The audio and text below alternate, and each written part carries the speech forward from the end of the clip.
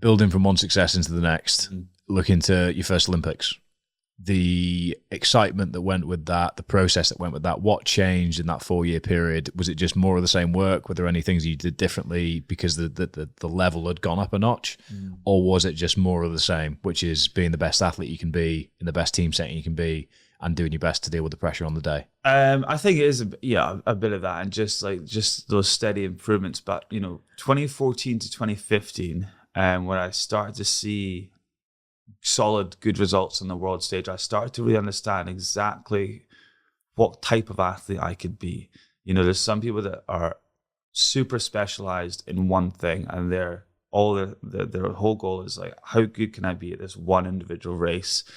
Maybe it's a sprint, maybe it's a fairly simple race as far as the skills required. Maybe there's some that are a bit more in depth. So for me, I swam 400 medley, which gave me a big diverse training background. I had to do all the strokes. I had to be pretty quick off the start, but also a bit of endurance and just a bit of grit and determination that goes into a race like that across all 4 strokes. So what that allowed me to do is have a few different events potentially that I could be quite good at. And then suddenly that opened the field of, okay, maybe you're not just going to be a 400 medley swimmer and specialize in that and trying to make the Olympic final or win a medal there, but you're also going to be able to go down, so you could do the 200 medley.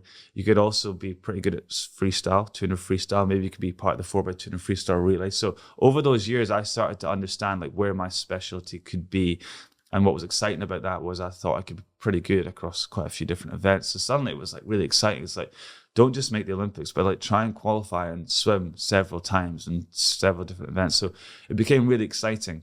It meant that like my training and the domestic competitions I was doing could be, we could play around with it quite a lot. And I'm always someone that I need to be stimulated with things that are new to me.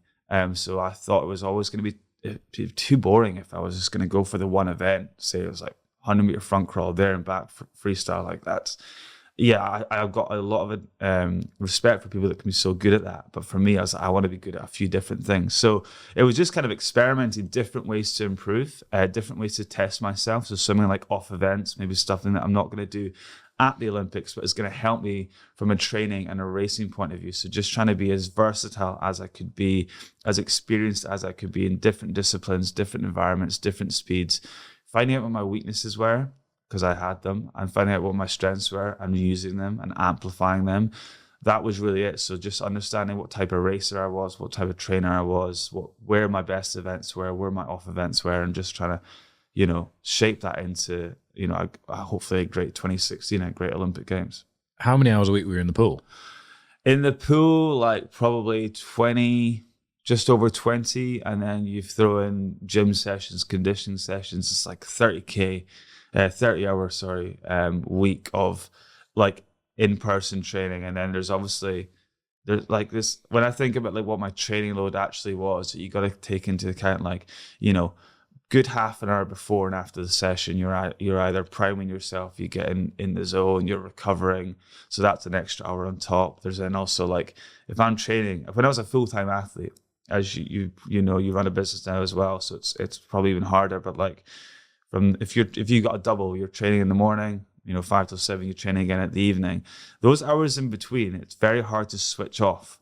So it's actually the full day. You're either physically recovering, you're mentally recovering to try and refocus again to get back in the pool or back in the gym that afternoon. So it's like, it's the whole day. It's a full time. It's 24/7, especially if you want to be really, really good. Like when I was in my like sweet spot, I remember like when I was so hungry for that success, it was genuinely the first thing I thought about when I woke up and the last thing I thought about when I went to bed. And it maybe wasn't always like that. I was able to just, control my emotions and my determination at different times of the day and different times of the year. But, as someone that was so hungry, it was like a full-time 24/7 is really all I was maybe subconsciously thinking about, not always consciously thinking about, but it is, you've got your training load and you've got all those other hours that it's still on your mind. It's still so passionate for you.